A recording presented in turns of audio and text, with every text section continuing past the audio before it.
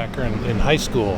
Is that a big conversion going from that to what you're doing right now? In my mind, I always had the idea that I was going to play inside linebacker. So when I was in high school, I actually, towards the end, my coaches started coaching me a little bit as inside linebacker. So they could transition from outside to inside my first years in college at the other school I was at. So it was weird, but it's exactly where I want it to be because I'm a sideline type player, and I want to go right, I want to go left, I want to go back, I want to go so it made sense. Is there anything that you learned from playing outside that helps you play in the middle? I would say my pass rush. Once you play outside, it's kind of those things where it's natural to set the edge. It's natural to kind of surf when the quarterback is going away. It's natural to kind of pass rush and dip on the tackle. So those things as the outside linebacker helped me a lot to transition to the inside. How much energy does Trent Bray bring to the sideline as opposed to, what you might get from him if he was in the coach's box on game days? Coach Bray, wherever he is, you're going to feel his energy. You're going to feel, that he's in his room, his presence, So on the field, he's getting us amped up. We're getting turned up. We're all meeting together, But a lot of the time, Coach Bray actually, he gives the reins to the players. And he's like, hey, let's go today. Then break us down. You know what I mean? Or break us down, because he wants the player to lead the team, rather than the energy to come from him, you know what I'm saying? How much did you guys, as far as, because obviously scrimmage won, defense won that scrimmage. Jonathan said it wasn't as clear cut scrimmage too. Do you guys take that personally a little bit sometimes in practice when they beat you guys, and what's the mood like there? Oh man, we're always taking that personal. On defense we win, and that's it, nothing less. So if the offense gets up on us, we got to get them back twice. We got to get them back 3 times. We don't get even, we get ahead. What's the biggest thing you're stressing to some of the younger guys on the defensive side of the ball as it gets transitioning here into game prep mode as opposed to fall camp mode? Full speed all the time because we're getting ready to play. It's full speed, it's not slow, and it's technique as well as detail. A lot of the young guys, they're learning how to play. They're transitioning from high school, so they've never been with, Coach Breys and people like that who have the intensity as well as the detail that they need, you know what I'm saying? So to the young guys, it's just detail, and hey, we're getting ready to play, so there is no going slow. We're full speed.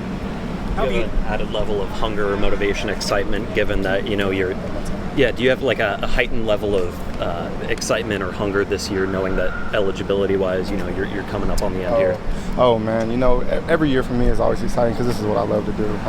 Football, I'm passionate about it, and this is what I wake up in the morning, I'm smiling, I go to sleep smiling, this is what I love to do. So whether I'm a 2 last year, or wherever my position was, the energy is going to be the same. But this year, it's a whole nother level because our defense, we have expectations, and it's, like I say, it's dominate every single day, win. So the intensity has to be up. How have you felt like the guys up playing in front of you have really opened up holes during this camp? How do you think they've progressed?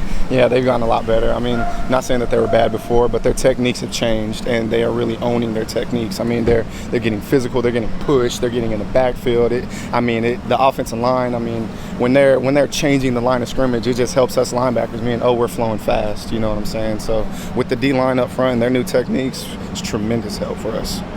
Obviously transitioning into the start of the season, you guys start off against a couple of different teams that have some good offensive teams.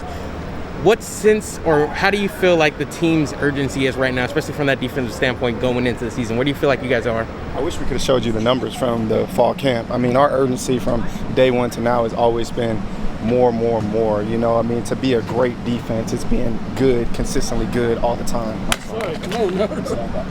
Here we are. So to be a great defense is consistently good all the time. So every day it's about the details. Every day, it's, hey, we did great yesterday, but we got to do better tomorrow. We got to do better the next day. So the details always just intensifying as the days go. What have you seen kind of from, the inside linebackers this year, from some of the young guys, from year 1 to year 2, like guys like Easton, for example, this year, sort of in the fall camp? Yeah, so guys like those, Easton's always been good from day one since he's played here. I said it last year, he's one of the smartest guys I've played with. That has not changed. These young guys, I would say the thing that has changed for them is the speed that they're playing at, the downhill. When they see a gap open, it's shoot it. When you're coming out of high school, it's kind of tough. If you're not used to shooting gaps, if you're not used to kind of playing like that, you might be a little timid sometimes, you know. So when you get those repetitions and when you get a little bit of time, a year under your belt, it's just playing faster. And then, you know, in the defense, Easy is so smart. Easton, I call him Easy. You know? Easton is so smart, you know. So his thing was just learning the defense to a T, which he does now, and it's just playing for him now. Obviously, Avery's not here. Yes, sir. How have you guys adapted without that and moved on as a group?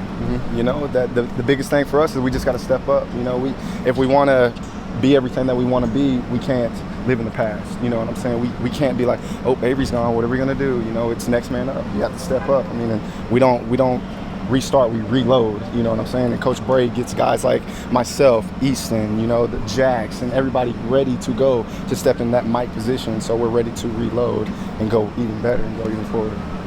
Jack said that he probably, out of all the positions, kicking is probably one that he probably won't do and can't do.